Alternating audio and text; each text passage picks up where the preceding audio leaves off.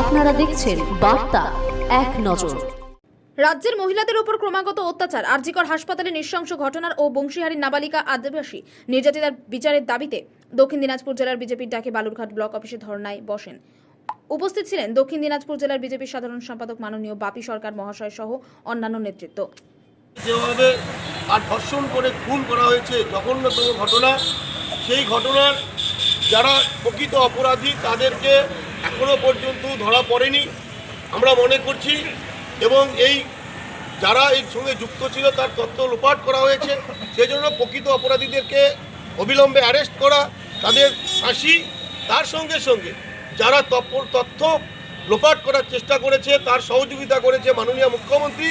সেজন্য সমাজ থেকে, মানুষের মধ্যে থেকে আওয়াজ উঠেছে আরজিকরের বিচার চাই।